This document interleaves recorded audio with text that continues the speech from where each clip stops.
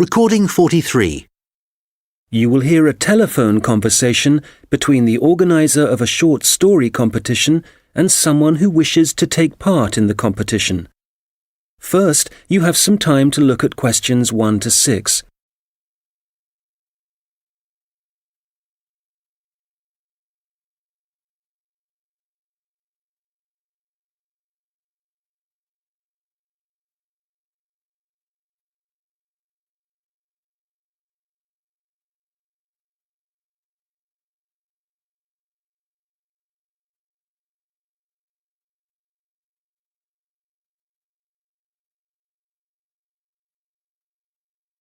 Good morning, Dave speaking.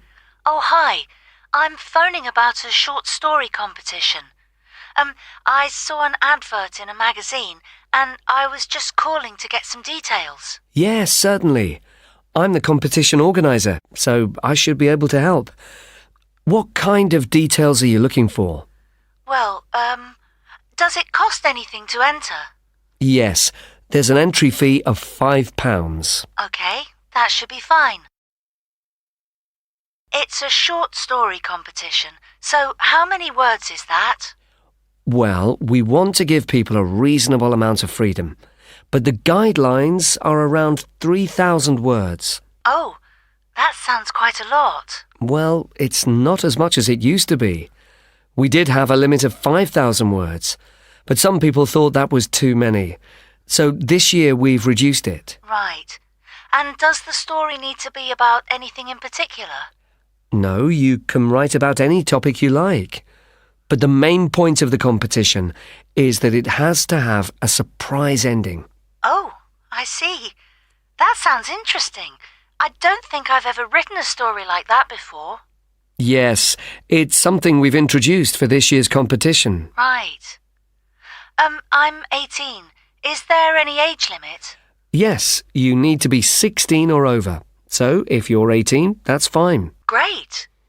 So you have the competition once a year, is that right? Yes, we start advertising in January, and the competition takes up a lot of the year. We give people a few months to write their story, and then it takes quite a long time to judge all the entries and to announce the winners. I see. So when is the closing date for the competition? It's already April.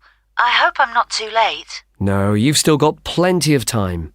You need to submit your entry by the 1st of August. After then, it will be too late. Although you can always enter next year's competition. Okay, good. So how do I enter? Well, we have a website, and the best way to enter is to complete the entry form online. We also have more details of the competition on the site. Shall I give you the web address? Yes, please. Okay, it's www.comp4ss.com, and that's the number 4, not the word 4. Okay, thanks. I've got that. So I can complete the entry form online, but how do I send the story? Do I print it out and send it to you? Well, you may want to print the story out so you can review it, but don't post it to us. When you've finished your story, you will need to email it to us. The email address is on the website I gave you. Okay, that's fine. Before you hear the rest of the conversation, you will have some time to look at the questions 7 to 10.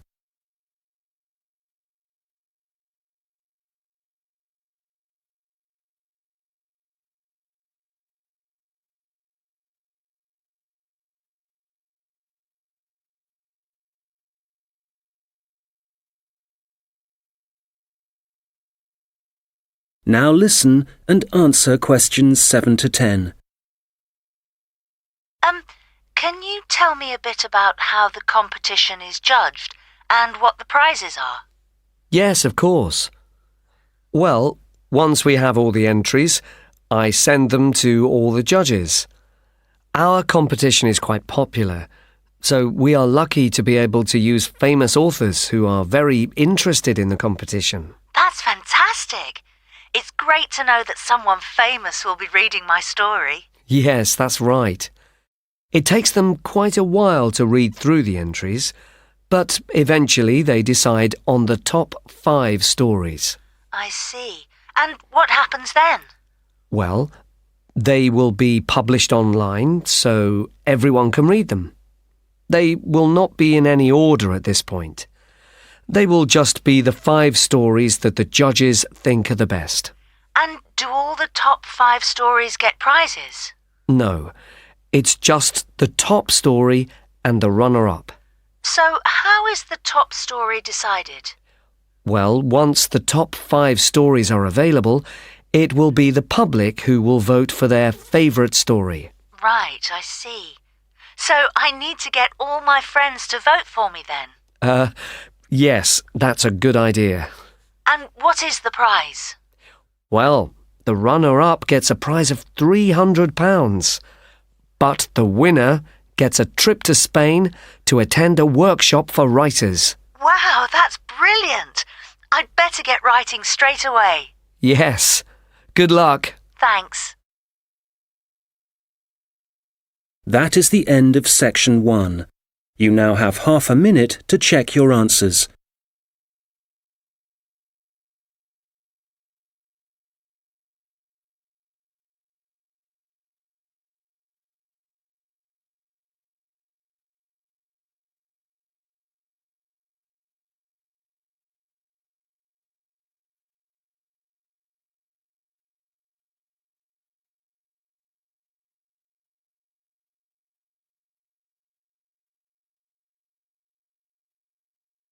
Now turn to section 2. Recording 44. You will hear a guide talking about a sea life centre. First, you have some time to look at questions 11 to 17.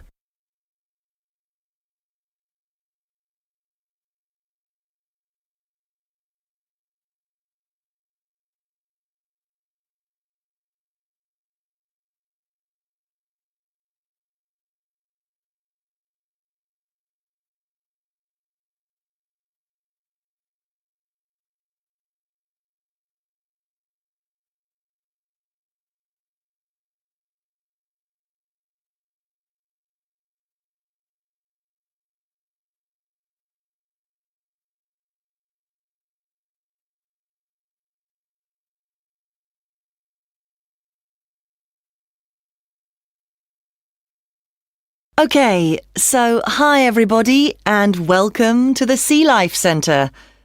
Before you start on your tour, I'd just like to give you some information about things to look out for as you go. Well, first of all, I guess some of you may have been here before and may be surprised to see the name has changed. We're not called World of Water anymore. Since the beginning of this summer, we've been renamed, and we've also made a few other changes. However, the main attractions like the aquarium, the crocodiles, the penguins and so on are still here. But we have a new restaurant and picnic area, and the latest thing that we have, and it was only finished last week, is the splash ride. This is an exciting new area of the centre and is pretty scary, and of course you do get a bit wet, so make sure you're not wearing your best clothes. As I said, the main attractions are still here, and the most popular thing that everyone wants to see is feeding time, especially for the crocodiles and the seals. We used to have the main feeding time in the afternoon at around 3 p.m. But we found that some of the animals got a bit hungry waiting until then, and so we now have it at noon. They seem much happier with the new time, although it's a bit difficult to know what they're thinking.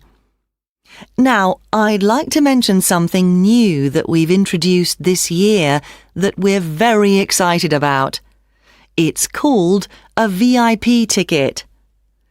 The VIP ticket costs an extra £2 per person, and you will be amazed at what it allows you to do. With this, you'll be allowed to feed the sharks. Now, I know that for some people, this might be quite a frightening thing to do, but it is perfectly safe. For those of you who are a bit unsure, we do have a video you can watch to see what happens. It's a great experience, and your friends will be very impressed. Speaking of friends, I'd just like to remind you that the Sea Life Centre will be more than happy to organise a birthday party for you and your family and friends.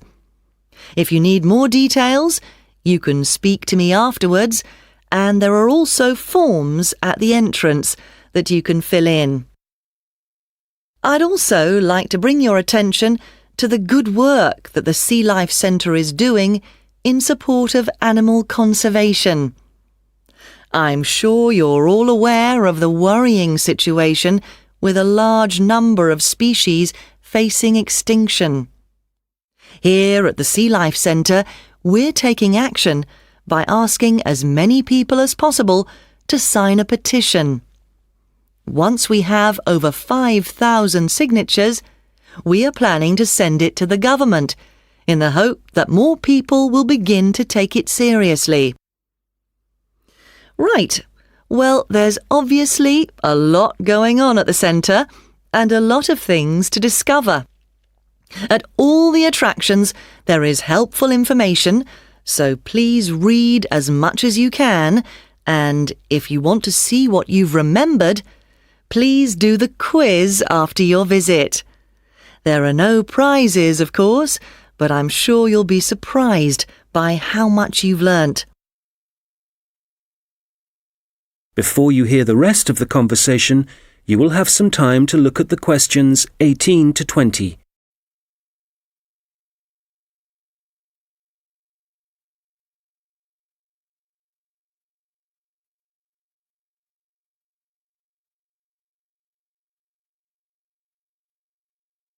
Now listen and answer questions 18 to 20. So, before I leave you all to start your tour, I've just got a few tips. There are a large number of attractions, and you may not have time to see them all. Of course, there are the old favourites like the aquarium and the crocodile cave, but if you don't have time to see everything, make sure you visit Turtle Town, which is beyond the aquarium and the seal centre. This is very special and has a large number of endangered species, and as it's at the far corner of the Sea Life Centre, it often gets overlooked. I also have to apologise for the Penguin Park.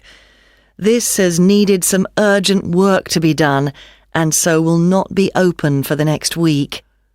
We're very sorry about this, but I'm sure you'll find the Seal Centre, which is directly opposite it, will keep you entertained just as much, if not more. We're also very busy today, as you may have noticed on your way in. Everyone starts here at the aquarium, but as it's so big, there's no waiting to get in.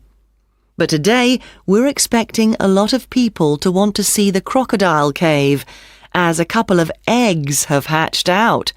So expect delays there and, if you like, move on to the Seal Centre first and then go back when things are quieter towards the end of the day.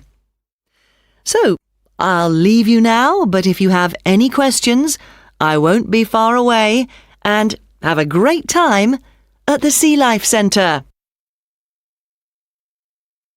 That is the end of section 2. You now have half a minute to check your answers.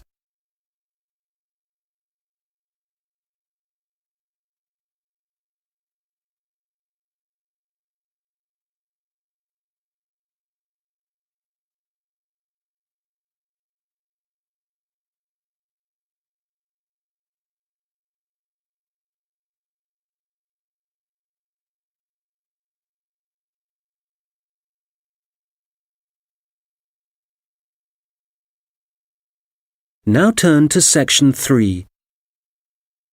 Recording 45.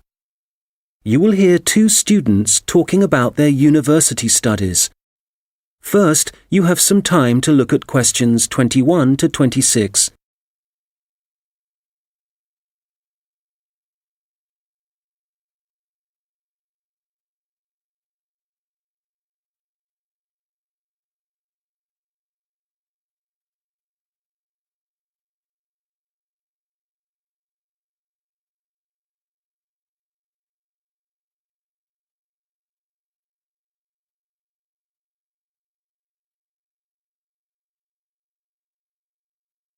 Oh, hi, George. How's it going? Hi, Martina. It's going well. How about you?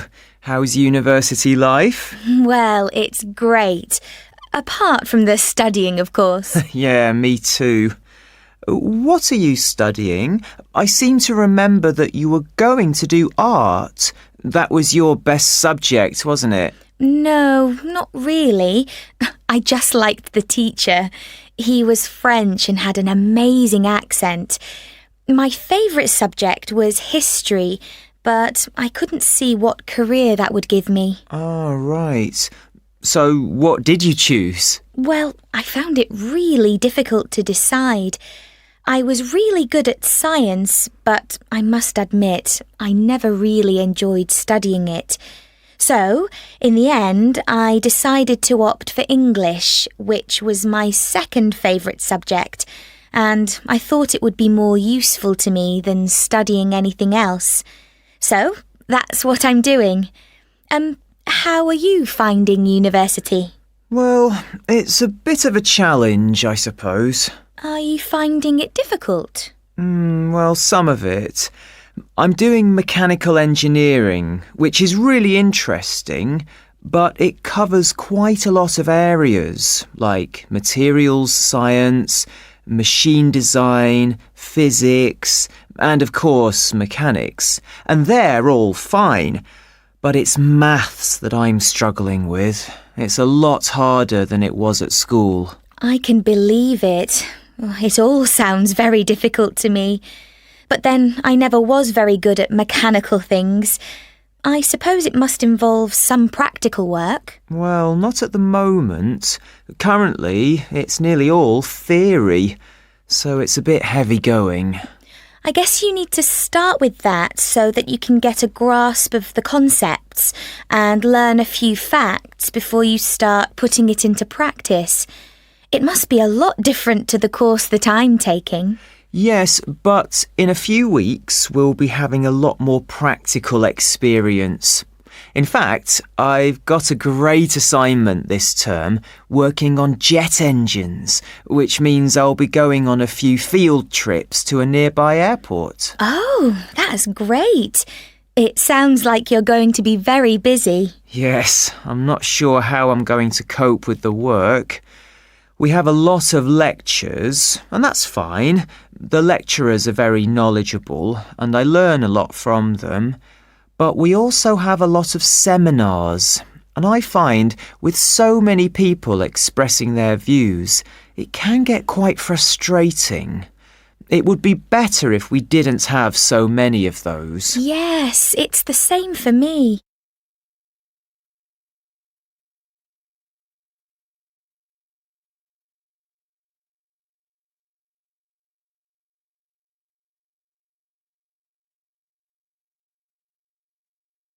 Now listen and answer questions 27 to 30. How are the students at your place? Well, I haven't really met anyone yet. They all seem a bit quiet. Perhaps they're working hard. They don't appear to be very studious here, but they are very friendly. I must say, I've been doing a lot of sitting around and chatting over the last week or so. Well, that's good. The only person I've spoken to really is my tutor. He's very approachable and seems to understand how difficult it can be starting university. It's good to have someone you can talk to, and he may help you meet other students. Actually, that doesn't bother me. I'm bound to get to know some people sooner or later.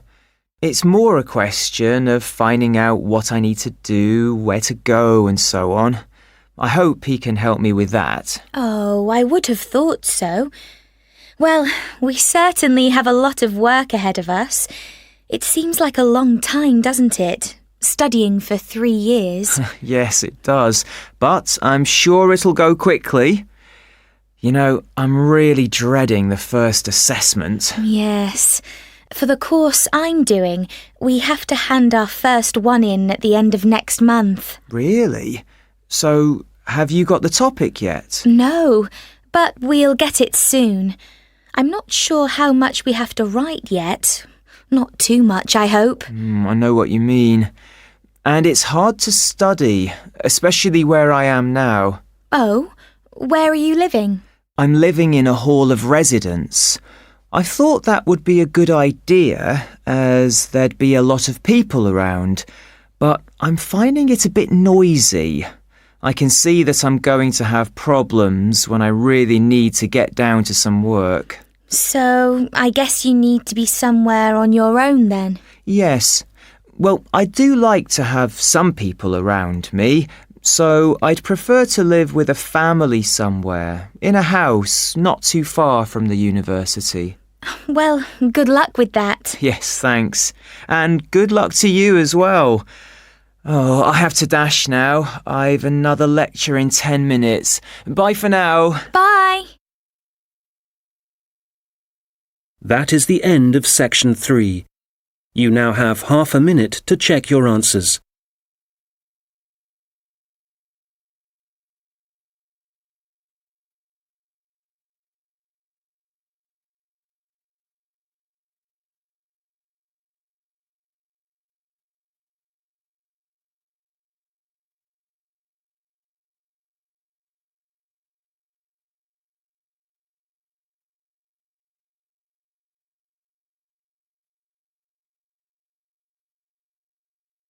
Now turn to section 4.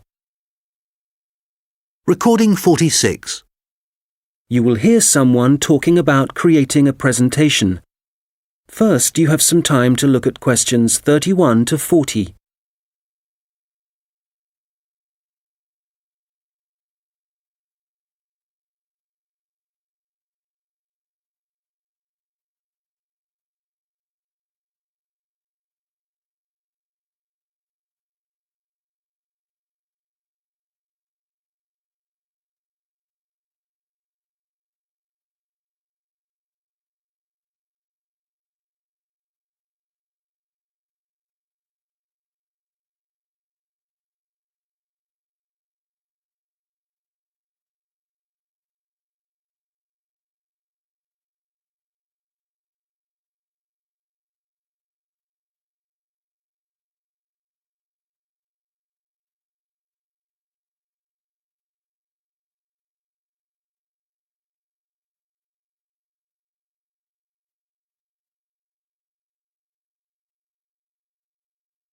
Now listen carefully and answer questions 31 to 40. Hello, everyone. You've all been given an assignment for your sociology course, which will involve giving a presentation to the rest of the group. And so today, I'm going to be giving you a few tips on how to prepare your presentations.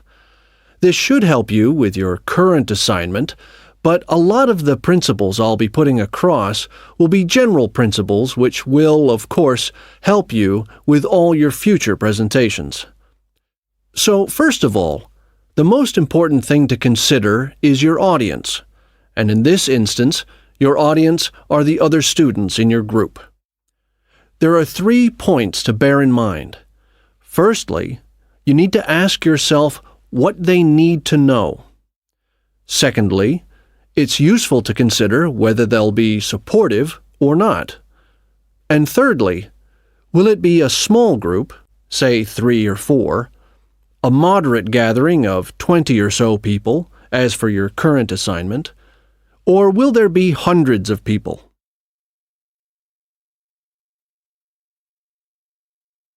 Having said all that, what I'm about to tell you will apply equally to any audience.